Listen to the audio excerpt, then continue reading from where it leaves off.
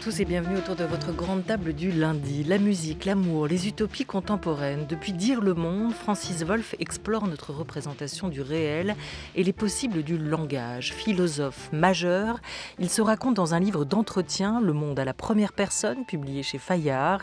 Une causerie avec l'ami André Comte-Sponville. Francis Wolff, l'invité aujourd'hui de la grande table des idées, est à retrouver à partir de 12h55. Mais d'abord, prix Landerneau, prix Femina et enfin prix Goncourt des lycéens. Un beau triplé gagnant pour le dernier roman S'adapter de Clara Dupont-Mono.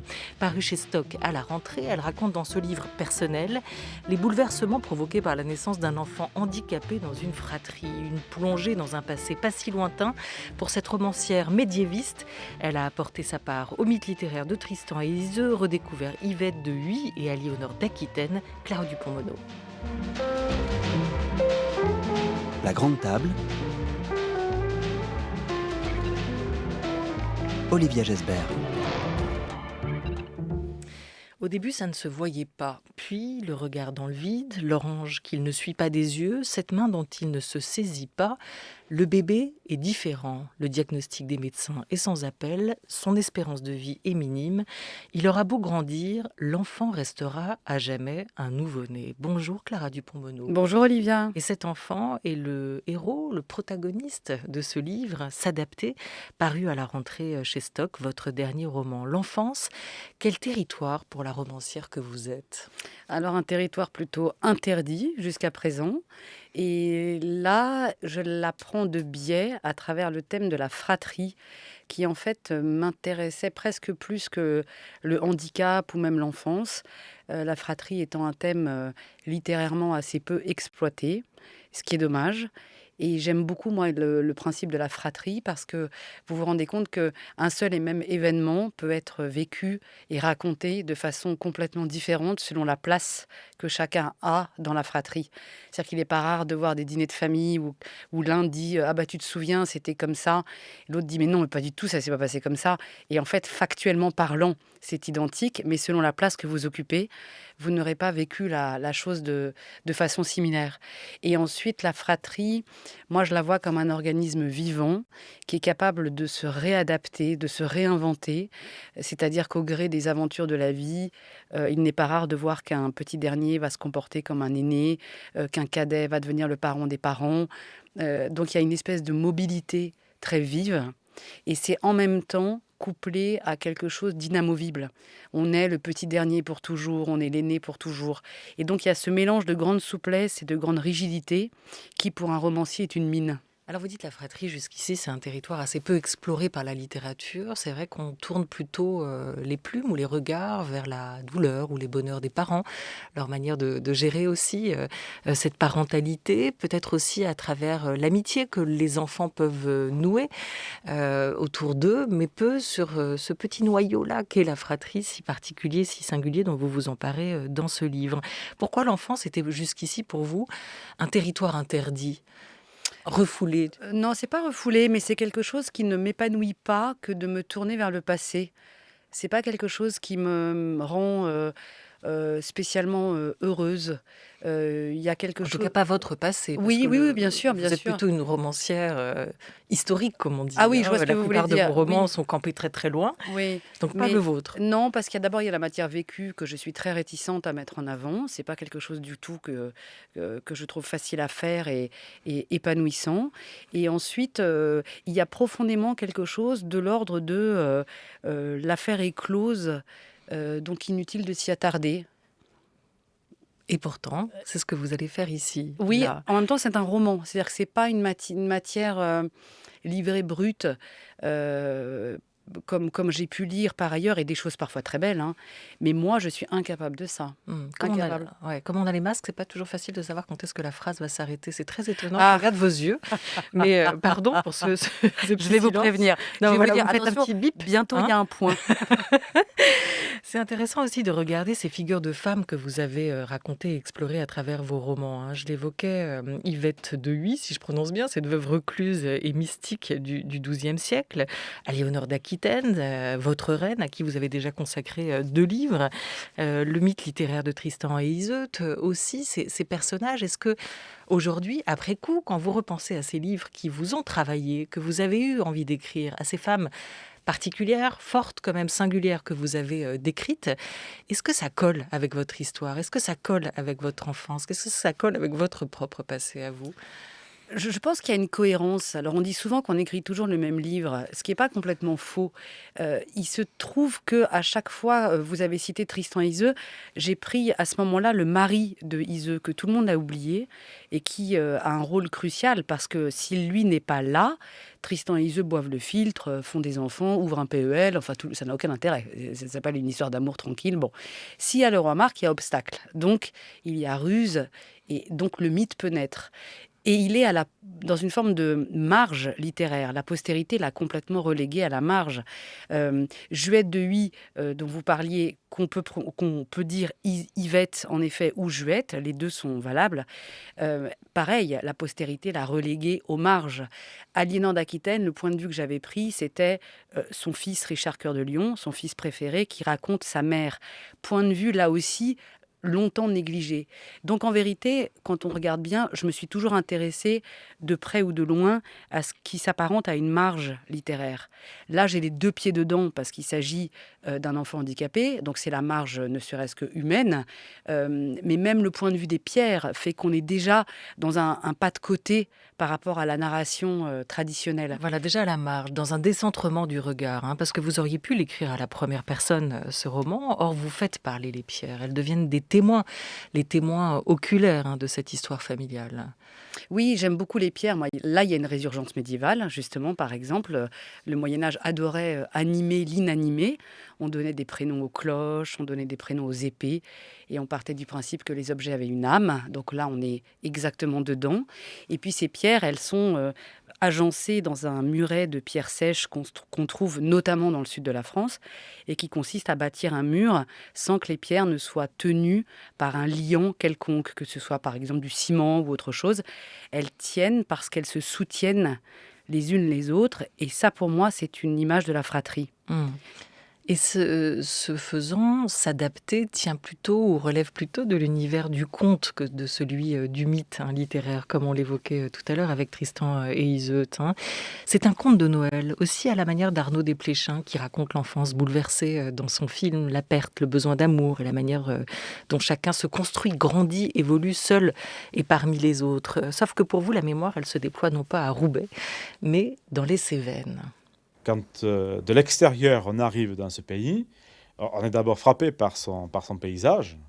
Et ce qu'il faut savoir, c'est que ce paysage n'est pas un paysage naturel, tout à fait, qu'il a été entièrement construit de main d'homme. Des générations d'hommes ont monté ces murettes, épierré, monté les murettes et comblé la terre derrière les murettes. Alors, bon, la plupart du temps, la terre était effectivement sur place, mais il a fallu épierer, la déplacer. Et puis, il a fallu l'entretenir. Parce qu'à chaque orage, et ici nous avons des précipitations extrêmement violentes, elle a tendance à faire descendre la terre, écrouler les murailles qu'il faut remonter. Alors, quand on a compris ça, quand on a saisi l'entretien que cela a demandé, la construction du pays, quand on a compris ça, on a compris que les gens, ce pays, ils l'ont dans les tripes, que c'est un paysage profondément humanisé et qui est le témoin d'une véritable civilisation. L'ethnologue Daniel Travier, conservateur du musée des vallées cévenoles sur France Culture dans les années 90. Les pierres ont une mémoire vive en réalité, hein. Les pierres, oui, ont une mémoire vive. Je les vois comme des très, très, très vieilles dames bienveillantes qui surplombent le destin des humains, destin qui se joue sous leurs yeux. Et je voudrais juste rebondir sur ce que disait la parole du Cévenol qu'on a entendu. C'est très juste ce qu'il dit. On se rend compte que l'homme n'a pas cessé de tenter de s'adapter à la montagne. Et c'est bien là une forme de lien homme-nature qu'on a un peu perdu, qui suppose une humilité de l'homme vis-à-vis de la nature et pas l'inverse. Et s'adapter, c'est ça aussi, c'est-à-dire qu'on est avec une fratrie qui a intégré cette adaptation géographique. Ils savent que vis-à-vis de la montagne, on ne s'oppose pas à elle, mais qu'on s'adapte à elle. Et brusquement, il va falloir qu'ils appliquent cette logique à leur vie, autour de cet enfant différent. S'adapter, pour vous, le terme, le mot a une connotation positive. Je vous demande ça parce qu'il y a une philosophe, Barbara Stiegler, qui a signé un court essai intitulé «Il faut s'adapter» et elle ne pose pas un regard très tendre sur cette nécessité d'aujourd'hui de devoir s'adapter, injonction permanente, impératif politique. C'est une nécessité ou un besoin, vous, que vous ne voulez pas juger, vous ne lui mettez pas un jugement sur cette question de Exactement, l'adaptation. exactement. Il n'y a pas de jugement pour la raison très simple qui est que quand c'est là, il faut faire avec. C'est l'histoire en fait d'une famille qui apprend à faire avec et pas faire contre. Ça n'a l'air de rien. Il faut en général une vie pour appliquer cette logique. Et encore une fois, il savait faire avec la montagne. Il faudra désormais apprendre à faire avec cet enfant différent. Celle qui est dans le contre, dans un premier temps, c'est la cadette. Puisque le livre est divisé en 3 points de vue. Il y a l'aîné, la cadette et le petit dernier. Et l'aîné fait tout de suite avec cette différence-là. Il en épouse les contours et il les aime passionnément. La cadette, elle est d'abord un refus à elle seule, avant de comprendre qu'en fait, elle sera perdante. Donc elle retourne cette force de refus en énergie positive qui s'appelle la colère, qui maintient debout. Et c'est elle qui, au final, va tenir sa famille à bout de bras, alors qu'on n'aurait pas parié un centime sur sa capacité de solidité dès le départ. La cadette en colère. Peut-être que c'est la leçon qu'elle a retenue en le regardant vivre. Lui, l'aîné, après tout, c'est son rôle. Marcher en éclaireur, montrer ce qu'il ne faut pas faire. L'aîné, justement, est-ce que vous pouvez nous le présenter? Parce que c'est un livre, un roman en 3 parties. On suit chaque membre de la fratrie, Clara Dupont-Moreau, dans la relation qu'il tisse avec ce frère handicapé. L'aîné, il ne peut aimer que dans l'inquiétude. Il est l'aîné pour toujours, écrivez-vous. Qui est cet aîné qui le restera éternellement? Là, on est dans l'inamovible dont je parlais tout à l'heure. On est l'aîné pour toujours. Lui, quand il voit arriver son petit frère, il ne va pas s'opposer à ce que le sort lui donne. Il va intégralement incorporer presque les petites capacités de son frère, qui sont assez limitées, puisqu'il y a Louis qui fonctionne. Et donc, il va se mettre à lui raconter le monde et le convertir en nappe sonore. Il va être dans le toucher aussi, puisque l'enfant n'a pas de préhension. En revanche, si on lui pose une matière sur la main, il la sent tout à fait. Donc, l'aîné va lui faire découvrir la montagne en lui faisant caresser l'eau, la terre, les feuilles, la mousse. Et lui, il voit en cet enfant un être absolument dénué de malveillance, ce qu'il est par ailleurs, hein.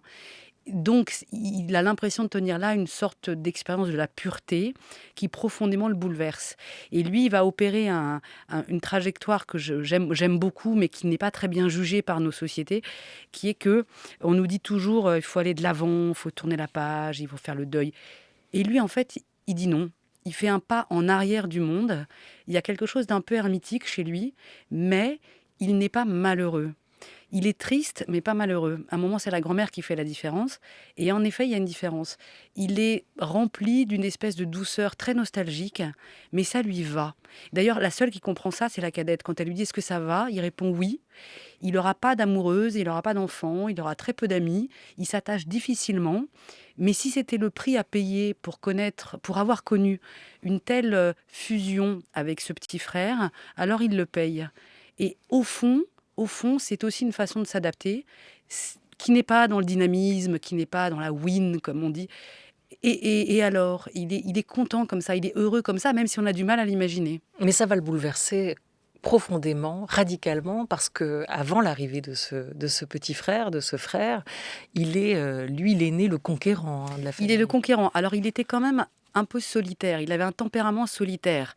Alors que la cadette, elle est très sociable. Le fait d'être un peu coupé de ses amis, parce que quand un enfant handicapé arrive dans une famille, et quand vous êtes vous-même dans la fratrie, vous n'invitez pas facilement des gens à la maison. Il y a ce regard des autres, regard crucifiant. Vous vous sentez honteux de ce petit frère ou de cette petite sœur ou de ce parent si c'est un parent. Vous avez honte d'avoir honte. C'est le petit dernier qui résume ça en disant c'est une honte honteuse. Donc il y a quantité de sentiments comme ça qu'il faut savoir un peu gérer. Et lui, ça lui coûte pas tant que ça parce que au fond, il avait assez peu d'amis. Il avait quand même un tempérament solitaire.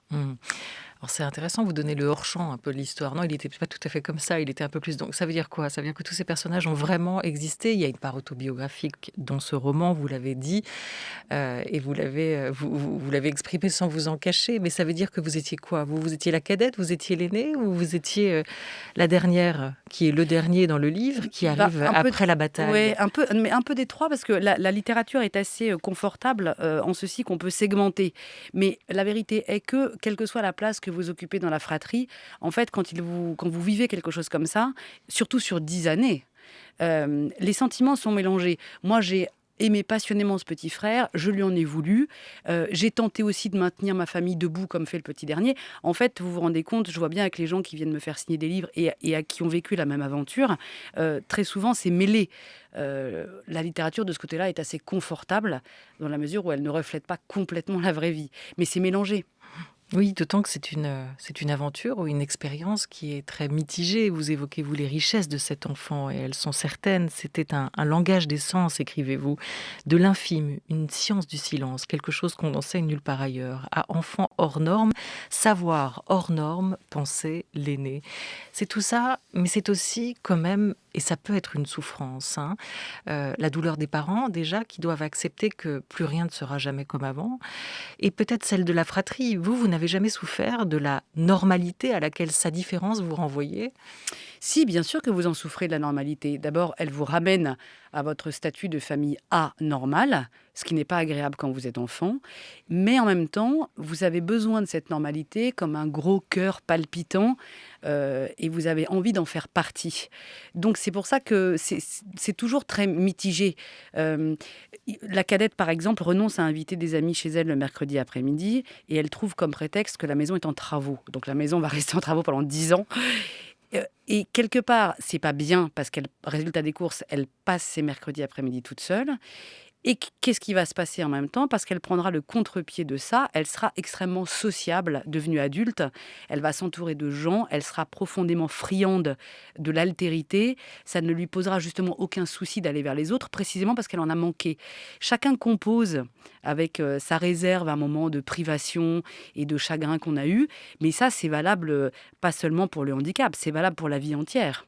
En quoi cette expérience vous a, vous, transformé, la femme et l'écrivaine, Clara Dupont-Mono? Je vous propose d'écouter les mots de la metteuse en scène et écrivaine plasticienne Masha Makayev. Elle est aujourd'hui la directrice du théâtre de la Criée à Marseille. Elle racontait son enfance et sa relation notamment avec son frère psychotique dans un livre, Zone Céleste. Je cherchais déjà des histoires pour nous protéger, justement. Et sans en avoir vraiment conscience, il me semblait déjà vérifié que la fiction était quelque chose qu'on ne pouvait pas nous prendre et qu'elle était une forme d'empathie et que c'était un ailleurs qui allait nous sauver de tout et qu'on pouvait partager. J'ai essayé qu'il ait un peu moins peur de la vie. De l'évoquer comme ça, après tout, c'est parler de l'enfance et probablement que se joue là le coup de dé qui fait que toute votre vie, vous allez raconter des histoires pour les autres et pas seulement pour soi-même. Et vous, pour qui l'avez-vous écrit, ce livre, Clara Dupont-Mono? Pour moi, je pense qu'on n'écrit pas un livre pour quelqu'un, je pense qu'on écrit pour soi, parce qu'on ne peut pas faire autrement, et parce qu'on en a envie. Écrire un livre, c'est quelque chose d'heureux, et la rédaction de ce livre a d'ailleurs été quelque chose de très heureux, de pas du tout engluant, de pas du tout triste. J'ai un souvenir de grande lumière, vraiment, mais à l'image en fait du côtoiement de cet enfant-là, c'est quelque chose qui, très loin de m'avoir mis par terre, m'a construite fondamentalement, m'a appris une autre façon d'être, m'a rendue tolérante. Et ça vous nourrit et vous enrichit pour toute la vie. C'est quelque chose de très précieux comme expérience. Et avec ce livre, vous vouliez laisser une trace de lui, hein, dites-vous. Quelle trace a-t-il laissé, lui, dans votre vie adulte depuis son départ? Une forme d'intransigeance, parce que dans ces cas-là, vous n'avez pas le temps de vous attarder sur soit ceux qui vous tirent vers le bas, soit les expériences qui risqueraient de trop vous atteindre. Vous devenez très solide. euh, presque dur, mais en tout cas très solide. Et vous êtes extrêmement réceptif à la différence. Vous n'êtes pas dans le jugement. Tout ce qui est différent, tout ce qui est excessif, tout ce qui dépasse du cadre, ça vous est profondément familier. Donc, vous n'avez pas cette espèce de baromètre moral un peu standard qu'on peut avoir, mais qu'il faut avoir également, mais qui vous sert de boussole. C'est quelque chose de beaucoup plus fluctuant. Euh, Quelqu'un ou une situation très foutraque, très hors norme, spontanément ne me pose aucun problème. Hmm. Vu de son côté à lui, il est mort à 10 ans, dans l'histoire en tout cas, bien plus tard que les médecins, ce que prédisaient les médecins à sa naissance. Vous diriez qu'il a eu une bonne vie, une vie qui méritait d'être vécue? Oui, je pense, parce que ce sont des enfants qui ont un mode de communication quand même, qui est soit les pleurs, soit les rires. Et l'enfant rit quand même à plusieurs reprises, ou alors une espèce de sourire, de contentement allié à un filet de voix qui monte. Il est juste content, c'est comme une espèce de mélopée très ancienne quand sa voix monte. Il a été très entouré, et justement, je vois la fratrie, en tout cas celle que j'ai décrite, comme 3 planètes qui ont gravité autour d'un soleil, parce que ce petit enfant, du haut de toutes ces privations de capacité, va quand même réussir à profondément changer son entourage, à le rendre meilleur et à leur offrir en fait une zone inexplorée que l'entourage n'aurait pas eu à côtoyer s'il n'y avait pas eu la présence de cet enfant. Donc il y a un lot de bienfaits qui est assez peu montré dans le côtoiement de la différence. C'est ça que vous vouliez transmettre à vos enfants peut-être aussi? Alors, oui, cela dit, on n'a pas besoin d'avoir un frère handicapé pour transmettre ça. Ça, faut quand même le dire aux auditeurs. Soyez ouverts à la différence de toute façon. Mais il y a quelque chose de l'ordre de la, oui, j'espère, de la transmission même inconsciente. Mais je tiens vraiment, moi, à cette idée de 3 réactions différentes, parce que le petit dernier, il a sa problématique qui est assez propre à lui. Justement, on n'en a Voilà. pas parlé du dernier. Ce qui est intéressant, c'est qu'il arrive, je le disais, après la bataille, et que ce frère handicapé va passer d'une hyper-présence pour l'aîné à l'absence pour le dernier qui arrive après. Qu'est-ce qu'il va devoir faire? Il va devoir combler. Il va devoir être la figure réparatrice, Oui, avec ce sentiment d'imposteur peut-être aussi, exactement. tout au long. Il a affaire à une double problématique qui est que, comme il arrive après les tempêtes, il n'a pas le droit d'en créer. Et puis, il y a cette question en forme de vertige qui est si toi, tu n'étais pas mort, est-ce que moi, je serais là? Et puis, bien sûr, la culpabilité qui consiste à penser pardon d'être normal et pardon d'être vivant. Et donc, lui, il compose. Et lui, ce que j'aime beaucoup chez lui, c'est que, pareil, il fait avec, en fait. À aucun moment, il s'insurge contre cet état de fait. Il sait qu'il est né escorté d'un fantôme. Vous parliez d'absence tout à l'heure, et l'absence parfois est une présence écrasante. Il le sait, il fait avec, on y revient toujours. Il fait pas contre, il fait avec. Et donc, si son rôle à lui, c'est de servir de cataplasme, c'est d'accompagner la convalescence de ses parents, alors, si c'est sa place donnée, il la prend. Et il mène sa mission lui aussi.